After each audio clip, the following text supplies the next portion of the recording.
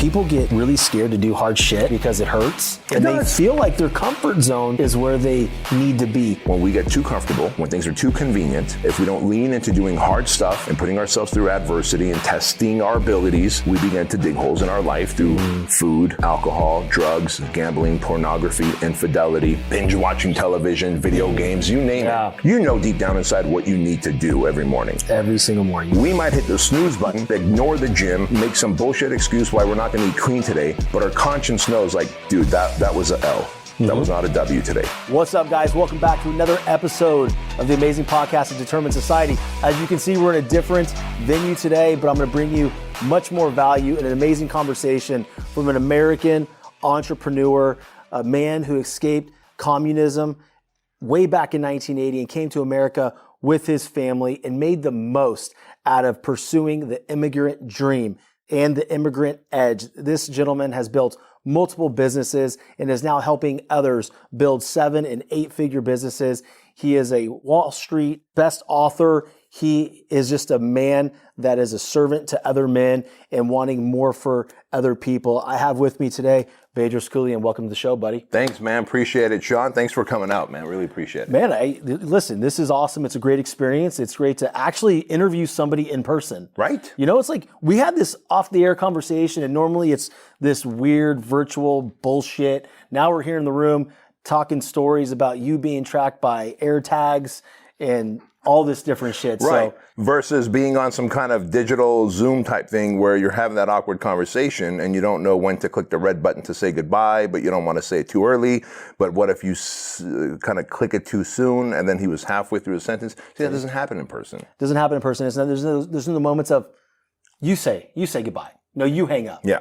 I hang up. Right. There's no weird dance at the end of it. You get what I'm saying. So yeah, no, absolutely, man. Being in person is a much different energy, and I know the audience is going to get a ton out of today. Yep. And you know, I've always been fascinated how open you are about the immigrant edge. You know, I'm fully immersed in that because the story of you guys coming over in 1980 when your dad had $150 to $200 in his pocket and a family of what, 5? Mm-hmm. Right? 5, yep. And not knowing where the next paycheck or how to feed the family, and then immediately, like you said, has 3 jobs the next day. Yep. And you witness this man work 3 jobs from 2 a.m. all the way to 8 p.m. Talk to me a little bit about the impact that made on you as a young boy and going into a man. Yeah, you know what? I always say that I've got, you know, just like Robert Kiyosaki, rich dad and poor dad. And certainly my dad was financially poor, but experienced rich. And then my rich dad, Jim Franco, who was one of my personal training clients many years later, came into my life in my early 20s. He was truly my rich dad. He taught me multiple income streams. He taught me entrepreneurship, leadership. He taught me that when you solve a problem, the more sophisticated the problem that you solve, the more money you can make. But my dad taught me work ethic, that you can come into a foreign country without speaking the language, understanding the culture, and within days have multiple jobs to be able to, you know, take care of your family. They weren't the most glamorous jobs. All of them were under the table, getting paid well below minimum wage. However, he was delivering newspapers at 2 a.m. Then he'd go work at a gas station pumping gas, and then he would go and work at a pizzeria. And like that was his day. And then soon my brother and sister each got a job. I was only 6 years old when we got here, so I was the baby of the family. But seeing my dad's work ethic, I think, like Ed Milet says, a lot of things are taught, but I think the most important things are caught, as he says. And I was able to catch work ethic. I was able to catch gratitude. I was able to catch enthusiasm. Like he was always happy to go to work. He was always said, you know, having work is a blessing. You know, in Armenian it translates a lot better. But he said having work to do is a blessing. He was always grateful for the work that he had, and it wasn't anything glamorous. And the work ethic he had was just instilled in me. So as I grew up and my rich dad, Jim Franco, started to kind of show me the way, it was like putting a supercharger on a car that's just bound to break records. You know, that's an amazing story because you're tying, you know, poor dad and rich dad together. A lot of people have that poor dad, that dad that is going to show them how to work. My dad was that way. My dad was hustling from sun up to sundown. I didn't know when he was coming home, you know, traffic in Silicon Valley and the San Francisco Bay Area was big, but the dude was always working. He was doing side jobs on the weekend. So I learned really quickly what it was to work my ass off. And if I wanted to be anything in baseball, then I had to put in the work constantly. So you'd find me in the garage hitting off a tee until my hands bled. There was no reason to be confused why I played in the SEC for baseball. It's because I was doing the fucking work. Yeah, you put in the work. Where the breakdown happens a lot of time in America is they don't have that rich dad.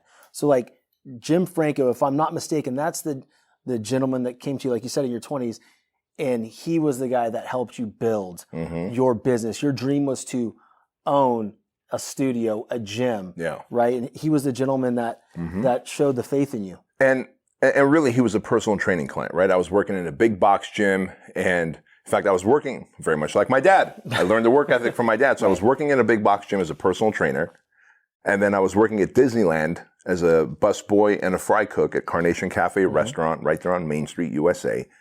And then at some point, I ended up getting a third job working as a bouncer at a gay bar. Which is my favorite story, by the way. Which is how Ed and I met.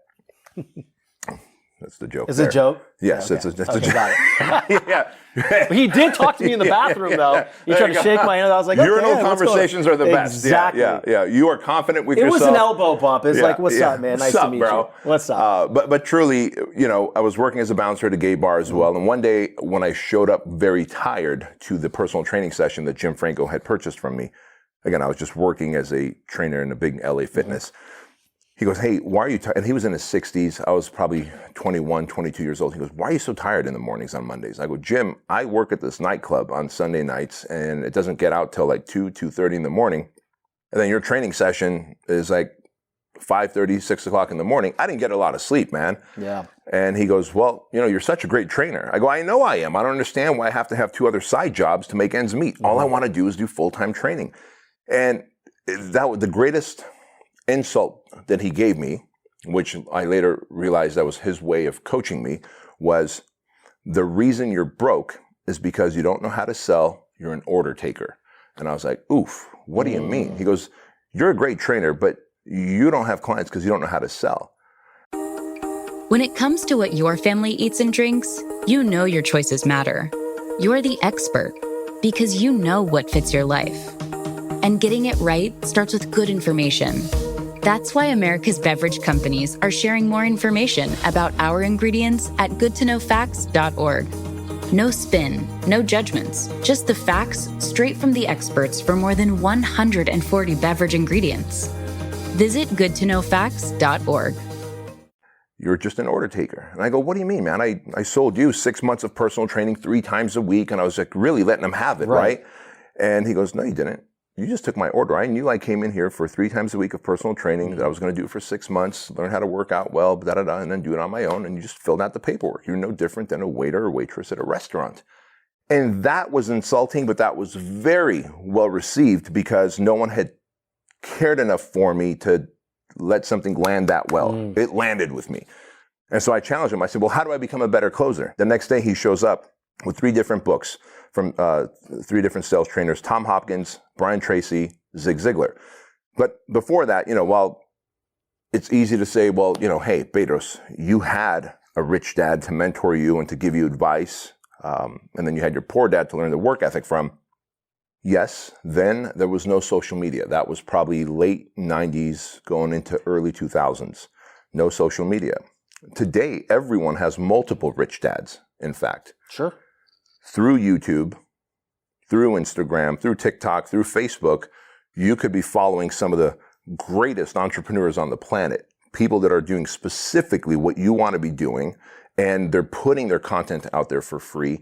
They're coaching you, they're educating you, they're paying it forward. In fact, we have access to more rich dads than we know what to do with. The problem is we also have so much distraction that we look beyond the rich dads and get caught up in the booty pictures and in the bullshit social media content that serve no value to us, and instead end up staying in the same place year after year, still hoping that some kind of motivational talk from Tony Robbins or something will spark us into launching a business finally. When in reality, find the 1 or 2 online coaches who are good at what they do, get the free mentoring from them through social media, apply it to your life. When you make enough money, go pay them money to get coaching from them. Yeah, that's a really good point, because there's a lot of distraction out there. There's a lot of fucking noise, right?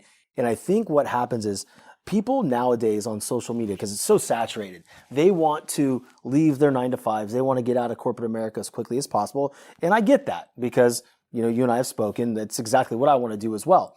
And they could make poor decisions based on who they give their money to right away. Because you said a really key thing there, and I want to really dive into it.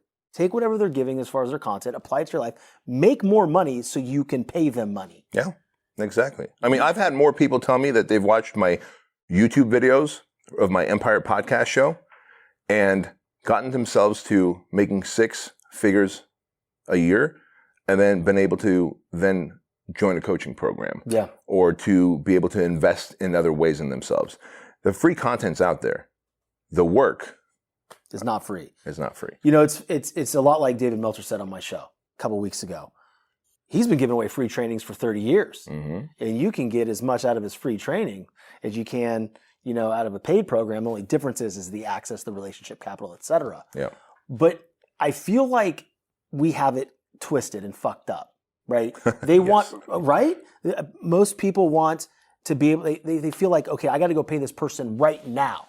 Like, I'm going to go pay this person $100,000, and I don't have a proof of concept. I don't have a business and whatnot. What would you say to those people that are wanting to jump into bed with a dude like you or another big name coach? First thing I would tell them is figure out what you want. The coach's job is to help you get to an outcome. It's not their job to figure out what your thing should be. That's why the first thing I asked you before the camera started to roll was, hey, so what do you want to do when you leave your 9-to-5? And you're like, oh, I want to do this thing. I'm like, oh, cool. So you want to be a coach. You've got the thing. You can put your finger on it. Now imagine if I can help you time collapse. Imagine if I can make introductions, if I can help open doors, if I can tell you, avoid this, don't do that, do more of this. This will get you there faster. But when someone comes to me and says, hey, I've got the money, but I don't know what I want to do, I go away, figure out what you want to do. Because I don't need that. I do that for my son and daughter. Yeah. You're not my son and daughter. Exactly, right. Like, therefore, I'm not, you know what I mean? So, but people want to absolve any kind of decision making off of them and put it on someone else. Deflect. Yeah. And a coach's job is not to do that. Now, the coach that takes the money and says they can help you do that, I don't know if they're good at what they do, but that's a conversation for another day. Because anyone can go buy a blue check mark, go buy a few thousand fake followers, and click that little toggle that says entrepreneur or public figure and call themselves a coach. Where's the track record? Where's the slew of coaching clients who have given testimonials? That's how you know that guy is worth their money. The real shit. It's funny. You make me laugh on the blue check mark. I mean, god dang, there's people out there trying to sell that shit. I didn't even know you could buy it. I had to write a fucking book and become a bestseller to get mine. I didn't realize I could buy it. I wouldn't have written the goddamn book. It would have saved you a lot of fucking time. But you wouldn't impact a bunch of people. Right. I say that facetiously in case people can't get. Yeah, I don't want you guys to think he's looking for shortcuts. As this man does not take shortcuts. You do a lot of amazing things just for individuals. And, people see, the Instagram stuff, like all the cool people that you're involved with. But like, dude, you provide so much value for men. The biggest thing, and I remember this, Larry Hagner, who I know well, him and his son went to your Squire program. Then you have the MDK yeah, he's a great dude. Why don't you talk to my listeners a little bit about what those projects are and how they serve people in their lives? Yeah. So, I think we can all agree that World War I, we sent a lot of men to war. World War II, we sent a lot of men to war. Those men all came back, those who lived, and built industries and infrastructures. Jordan Peterson says it well, and we got to give credit where credit is due. Absolutely. He said, who is going to climb the power lines during the storms? Who is going to go into the sewers and have rats crawling on them while making sure that we have flowing sewers? Who is going to dig under ground and make sure all the plumbing and piping works to be able to run the infrastructure that we call cities? It is men. And so men have gone to war. Those that have lived have come back and served their communities in another way. And today we found ourselves and after post 2001, went back to war again, right? So we see men constantly going to battle and then coming back and building, going to battle and then coming back and building. But something happened just around 2010, 2011, where all of a sudden men were just became disposable. Men became an afterthought. Men became on sitcoms the dopey guy who couldn't even tie his shoes, let alone find his way out the front door. Like Chandler from Friends. Right. Exactly. And so soon, and I don't know if it was a byproduct of the greater rise of feminism. I do believe that the opposition, and there is an opposition at work to divide us, to separate us, because if there was another war that was going to take place, a war against your freedom this time, locally, not overseas, Sure. who is going to stand up against the opposition? Probably the men. So if we can declaw and defang the men, make the men feel like their need for aggression, their need to build, their need for courage and strength, all of that is toxic, and shame them for that, and hit them on the wee-wee for that each time they want to show masculinity and name it toxic, then soon you begin to declaw and defang men, those that are going to stand in the gap when the opposition begins the takeover. And so I think it was well planned out, whether it's through feminism or whatever. And so how do you do that? Maybe through pandemics, maybe through division, maybe through divisiveness, maybe through politics, through all of it. And so my calling, I found over the last 6-7 years, where I thought I was supposed to be this great big entrepreneur and help the world through all my products and services and our franchise and our supplement companies, software, whatever. Turns out I was wrong. All of that, the hundreds of millions of dollars that I make, are to continue to fight against the opposition and to become a voice for men, to give men permission to become masculine, to stay masculine, to explore their masculinity, to realize that they are of massive value, that they are not to be shamed and they are not to be seen as broken, that they are not to be embarrassed of their strength and courage and their desire to test the strength of another man. Recently, I saw a post on Instagram, a gentleman I follow, I forget his name now. I love giving people credit for what they wrote, but it was him on the jiu-jitsu mats, and he had the guy by the collar, and he said, you meet a man, not in person, you meet the true man on the mats. And if you've ever rolled with someone in jiu-jitsu, you know that as soon as you put your hands on someone, whether you grab their lapel or you get their pants, their sleeve, and you begin to feel their strength and they feel yours, you get to see what that man is about.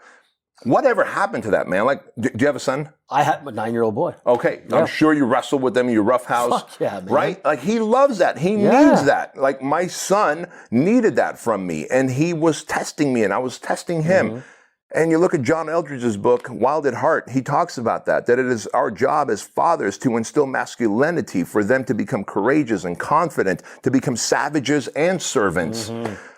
But all that's died, and all that has died because also divorce is at a much higher rate than ever before. I believe that, it's 50% divorce rate, which means there are a lot of young men who don't have the fathers in their life as they should.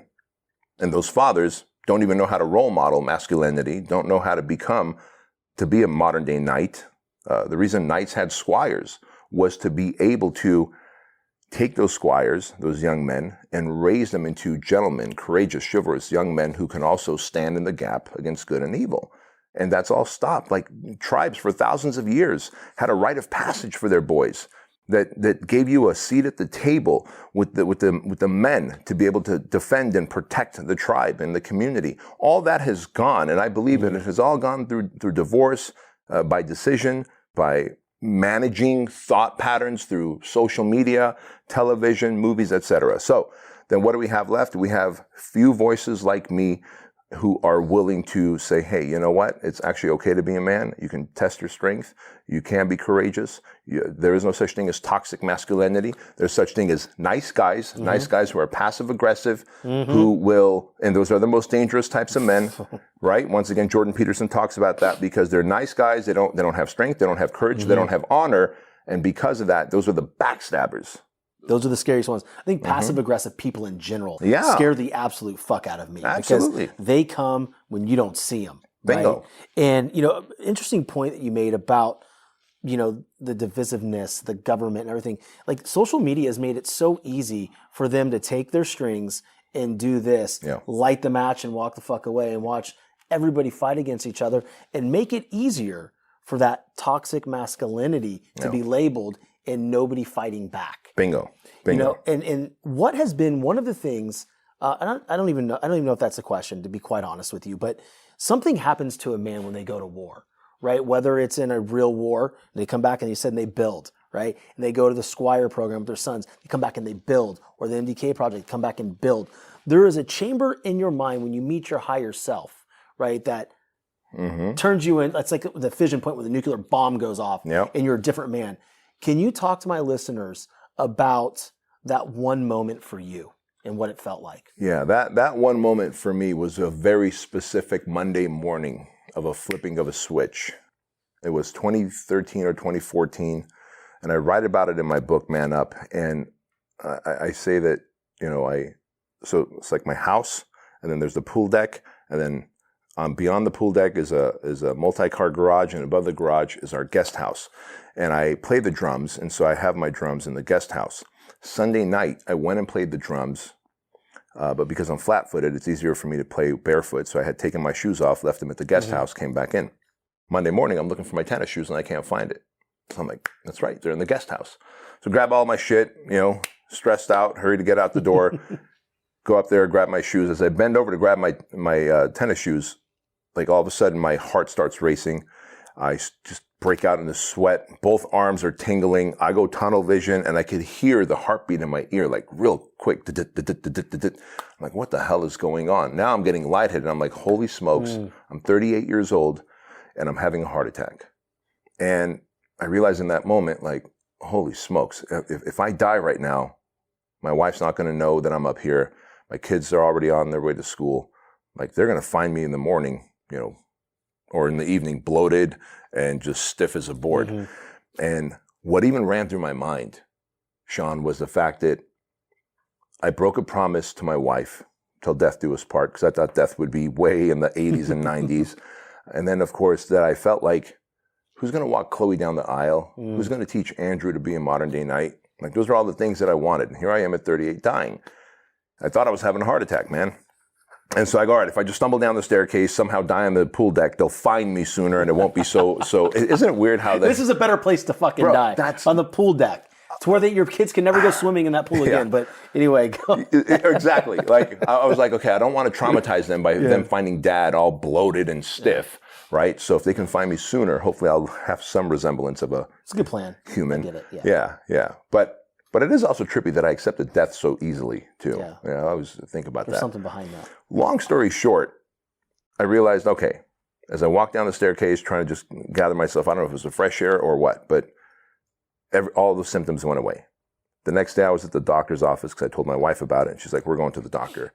And he's like, dude, that was an anxiety attack. What you had is an anxiety attack. Are you stressed? And before I can say yes, she's like, yes, he's stressed. He's taking NyQuil every night and Vicodin to fall asleep. Handfuls of Adderall in the morning to wake back up. The guy's a fucking mess. Like, our finances are all fucked. I'm like, holy shit. Yeah, everything she said, doc. Yeah. Right? So he puts me on Xanax. But that to me was the flipping of a switch. Of course, Xanax, after 4 days of Xanax use, I was like, I'm not doing this. It made me numb. It made me unmotivated, no sense of urgency. So I said, hey, doc, what do I do instead of Xanax? He goes, talk therapy. I'm like, fine. So I started working with the therapist. 15 months later, really learned how to overcome all the traumas that I had gone through. I was molested as a kid, kept it inside, told to go back to your own country and beat up by all these kids when I came out to the United States because I'm the foreigner. And, we lived in Section 8 housing, a lot of gangs and stuff and a lot of fights I got into. And you keep all that internalized and you think like, I'm over it. It's not going to cause any disaster in my life.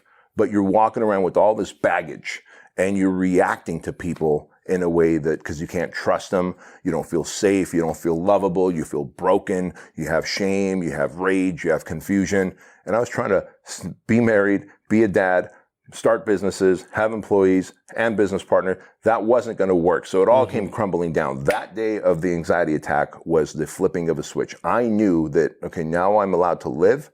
Things will change. I didn't know how, but that was the flipping of the switch. And at the project, at the Squire program, we help men and sons realize that you can flip the switch and become your higher self.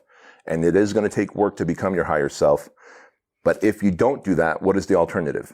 Constant anxiety, depression, shame, and guilt. And here's why. Your conscience, everybody's conscience knows. Like, you know deep down inside what you need to do every morning. Every single morning. We might hit the snooze button. We might ignore the gym. We might make some bullshit excuse why we're not going to eat clean today. But our conscience knows, like, dude, that was a L. That was not a W today. And so with that in mind, if your conscience knows, how's your conscience going to remind you that, hey, Shawn, you didn't live to your higher potential? It is going to remind you by knocking on your door through stress, anxiety, depression, shame, and guilt, all low vibrational frequencies, right? Our job is not to try and see how do we manage our anxieties and depression. It is to go, hey, consciousness, you know what? Duly noted. I will start working out, eating right, being congruent with the man I want to be. So you have to do hard shit to become a hard man, because men are designed to do hard stuff. And when you do soft stuff, like pull out your phone, order a Jolly Burger with extra onions, and then watch it come to you, and you realize it's stuck at the intersection, and you get frustrated. It's 2 minutes away. Like, what the hell, bro? Like, that is what men have been reduced down to. Is like they get frustrated and angry at their phones because their Jolly Burger is an extra mile away. Instead, do hard shit. Be a part of a brotherhood or a tribe of like-minded people who want to self-actualize, develop self-mastery. And when you do, you will find purpose. And through purpose, you will avoid anxiety, depression, shame, and guilt. And that is what we do at the project by helping men overcome all the limiting beliefs and the traumas that they've dealt with in life, helping them break through the glass ceilings and rediscovering their higher self. I love that, because on that path and finding your higher self, you know who really benefits? The wives, the children that you have. Because I can tell you, there's been many times where I haven't been incongruent with what I'm saying I'm going to do. Yeah. I'm a human being, right? And those are the moments that I get frustrated at myself, which cause that anxiety. Right. And then your fucking kids come up to you at that point of anxiety, and you ignore them, or you snap at them. Right. And they didn't ask to be here, man. They need a dad that is fucking strong, right? Yeah. They never get the best of us when we are all worked up and anxious and depressed and all highly wound up. And so, like you said, the people that get the best of us, when they get the best of us, is when we have found purpose and are doing what we're called to do. How do you do that? You do the hard shit. Yeah. I think people, and you can, I'd love to hear your feedback on it, but people get really scared to do hard shit because it hurts. And they feel like their comfort zone is where they need to be. Why do you think people are so enlisted in staying comfortable on a day-to-day basis? And I think this speaks specifically to men, by the way, although women are not absolved of doing hard stuff either, because you look at in Africa still, women would take those giant buckets and they walk miles to get water and carry that water back, all while having a baby attached to their chest, breastfeeding, right? And the men are supposed to be digging wells and hunting for food and building shelter, etc. It is in our DNA to do hard stuff. Like, it's so funny, right? Because I've got this German Shepherd dog. She's part German Shepherd, part Mastiff. Her name is Cookie.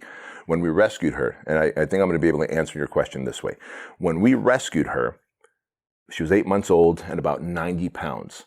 And she was pulling my wife around, my kids around, me around, like she was strong. And so we hired this dog trainer. The lady comes in, works with Cookie for about 2-3 weeks, teaches her to heel and sit and stay and roll over, shake hands, twirl, all this bullshit. But then she pulls me aside. She goes, "Hey, I need to talk to you. Come here." I'm like, "Yes, ma'am. What's up?" She said, "Well, your dog here, she's part German Shepherd, and therefore, as German Shepherds, she needs to have a sense of purpose. So she needs to feel like she's guarding your kids and shepherding your kids and protecting your home, okay? And she needs a routine that will keep her engaged. So maybe every morning at the same time, you can throw the ball 10 to 15 times with her, and she can play catch. Because if you don't do that, she's just going to go and seek out comfort sitting on your couch or wherever every morning, but then start to get anxious and depressed." She goes, "Then do you know what happens when she's anxious and depressed?" I'm like, "No idea." He'll bite. She goes, "You see that beautiful rose garden you have?" "Yeah." She start digging holes in your backyard. I go, "How come?" She goes, "Well, in the absence of having purpose and a routine, she will give herself some sense of purpose and routine, which is to dig holes and fuck up your backyard, right?" I'm like, holy smokes. So she will resort to comfort because we're not doing anything to give her what she needs. But then she will start digging holes to basically have a sense of purpose and service and routine. Well, don't we do the same? We do. When we are in a state of comfort, because it is naturally, we're all drawn to comfort. Like, I imagine if the caveman all of a sudden had running water and fire was always available at a turn of a knob, and somehow he grunted and a big hunk of meat was thrown into his cave, well, he wouldn't have to go out and fight the saber-toothed tiger to get water, and then to go collect wood in the rain, and then to hit rocks together for 2 hours to get spark, and then to be able to, hunt a dinosaur or whatever the fuck it is that they hunted, and some dudes of the tribe got killed so that a few of the other families can have food. That's what they had to do. That was the day-to-day living. Mm-hmm.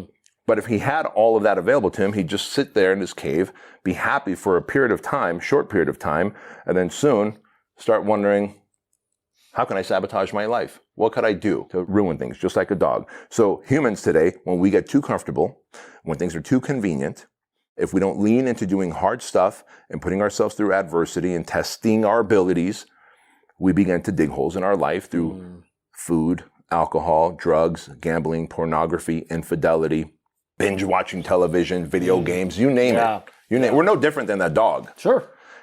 Yes, it is very comfortable to be in an air-conditioned room with lights and everything. But I know that if I stay in this room and do nothing hard, like right now on this foot, I've got a toenail that is so dark purple and black, it's about to fall off. And then 4 of the toes on this side have all this like crusty skin on it. And it's all from 2 weeks ago when we did Suckfest, and we stayed up 24 hours. And in the final 12 hours from sundown to sunup, we hiked 31 miles.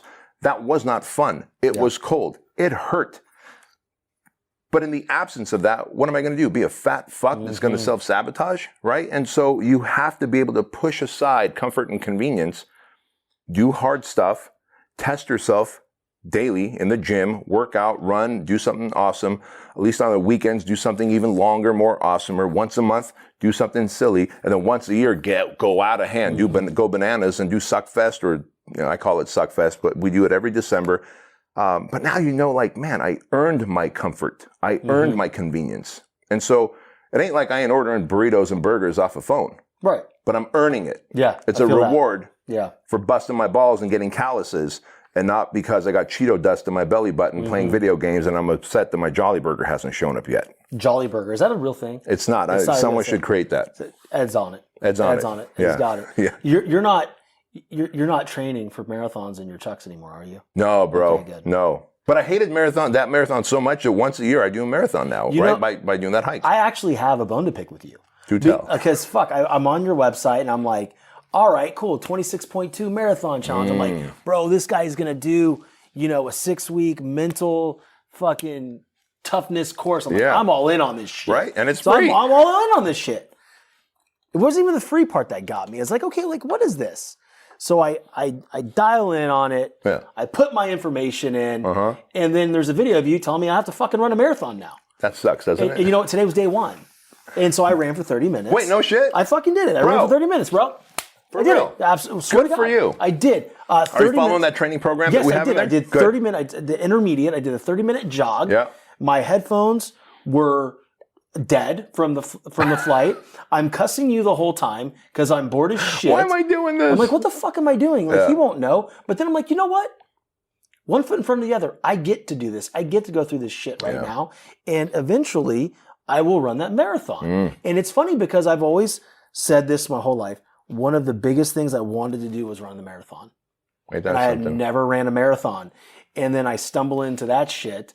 And so here we are. Yeah.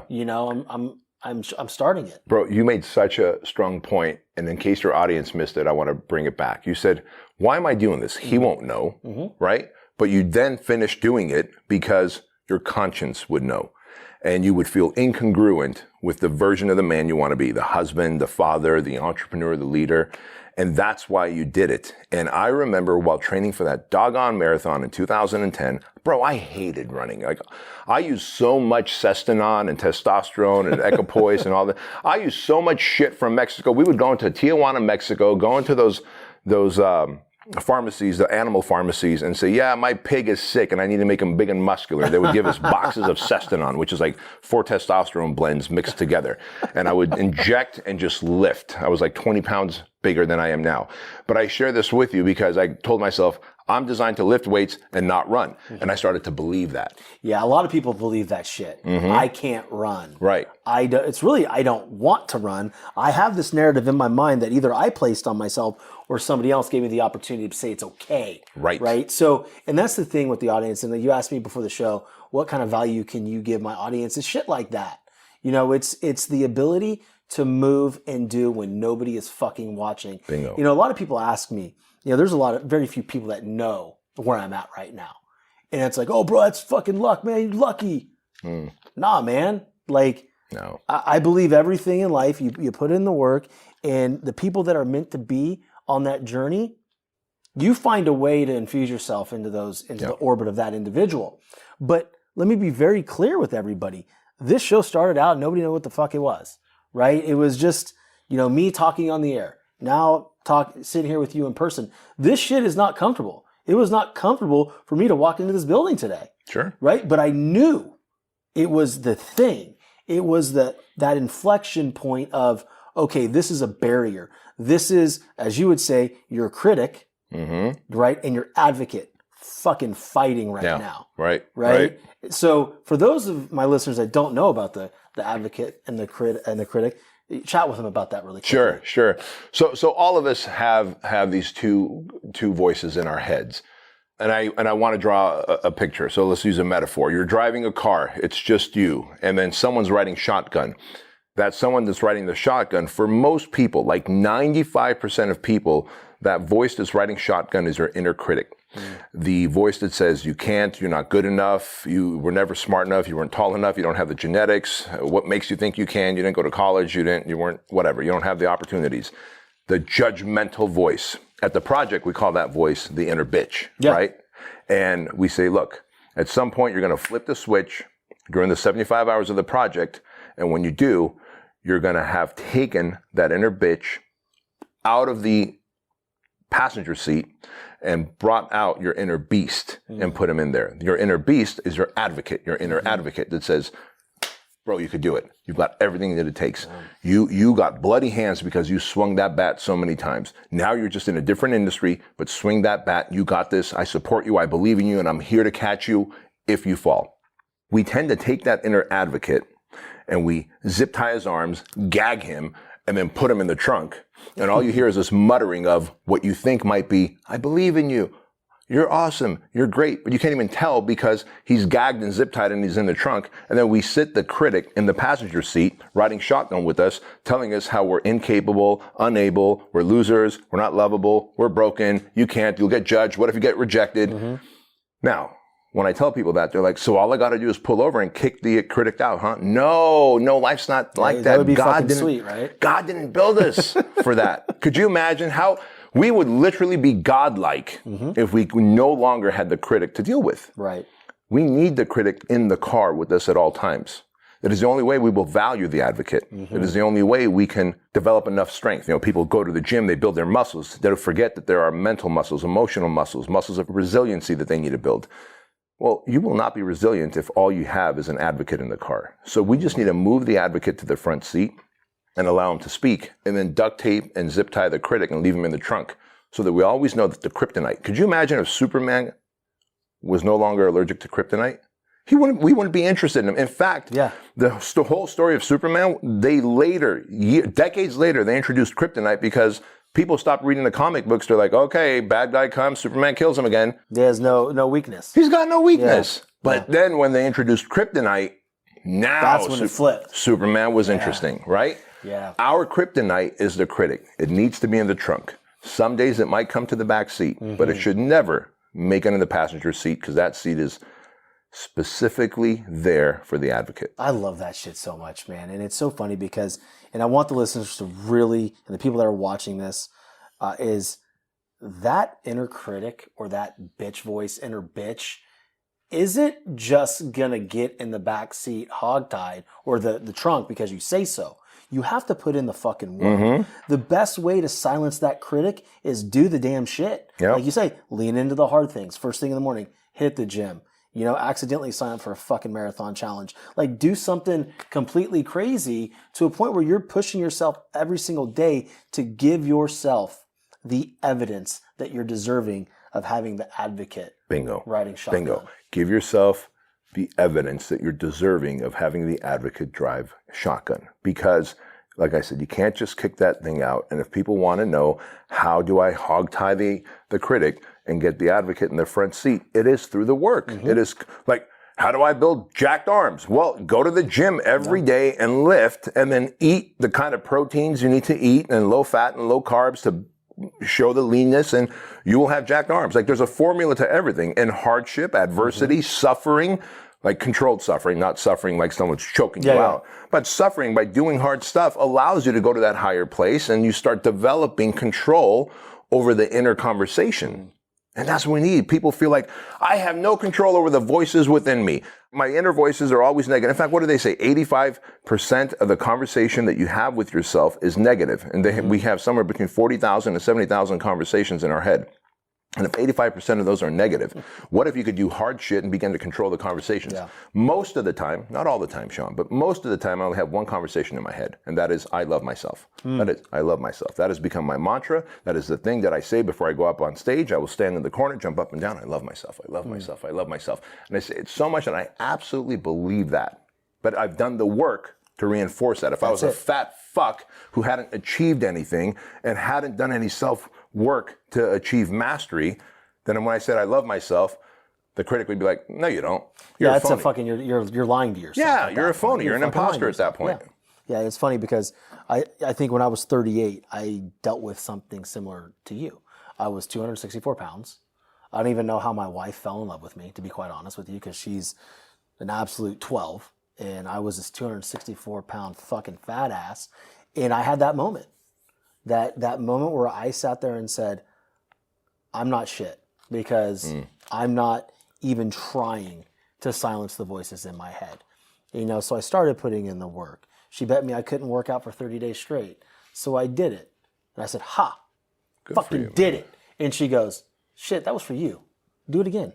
I was like, fuck, this is going to be my wife. This is somebody who supports me, who drives me every single day. So I think that, you know, to your point, when you're sitting there, you're jumping out up and down, you know, before you get on stage, or I'm sitting there in the Uber, you know, while the Chinese driver, and he's talking to me, and I don't know what the fuck he's saying.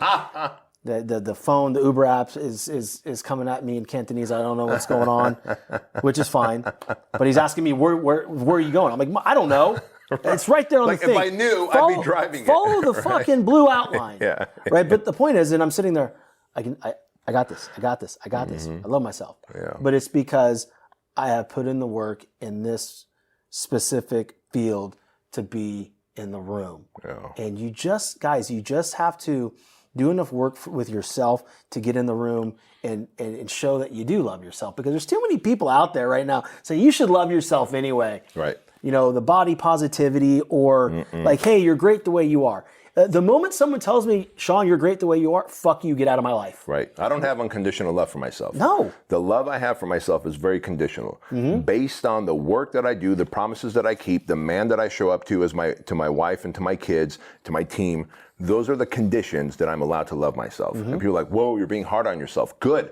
More people should be hard on themselves. Set unreasonable expectations. Meet those expectations and go beyond them. We've set such low expectations that we swim in that sea of mediocrity, and then we go, well, you know, I've got unconditional love for myself, and I'm not going to be hard on Really? Be a little hard on yourself and see what happens. Life actually gets better.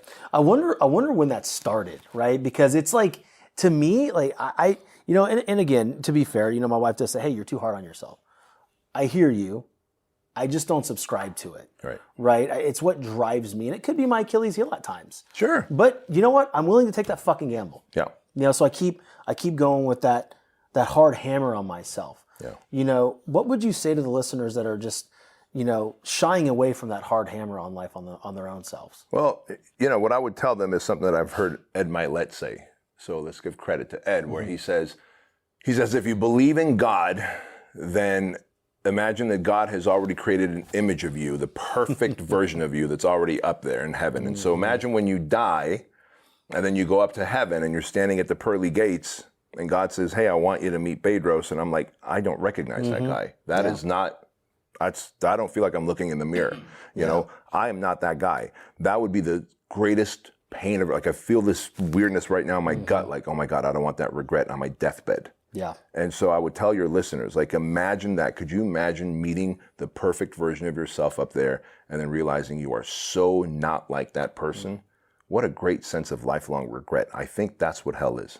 I think that would be my personal hell. And my audience has heard me say that before. I wasn't aware that was Ed Milet, but all due respect to Uncle Ed, because that is a powerful point. My biggest fear in life is getting to heaven and not knowing who I am. Yeah. That scares me. Yeah. Right? And you know, that part's scary. That's my personal hell. But I think hell on earth would be my children and my wife never meeting the man I'm supposed to be. Right. Right. Don't I owe it to them?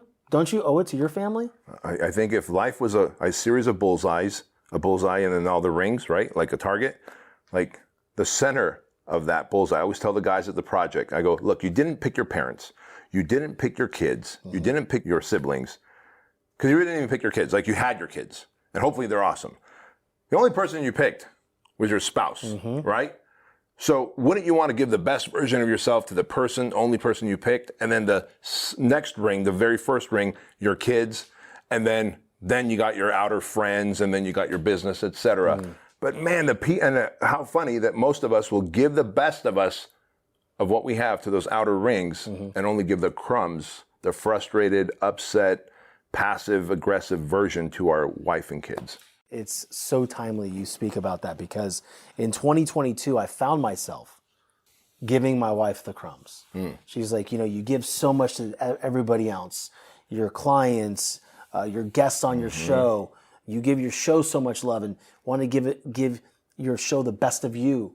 But what about your wife? What about your kids? And so it was, to me, there was a bunch of learning lessons in 2022 on that. Sure. And in 2023, we've already been on January 1, took her to the fucking melting pot, had an amazing date.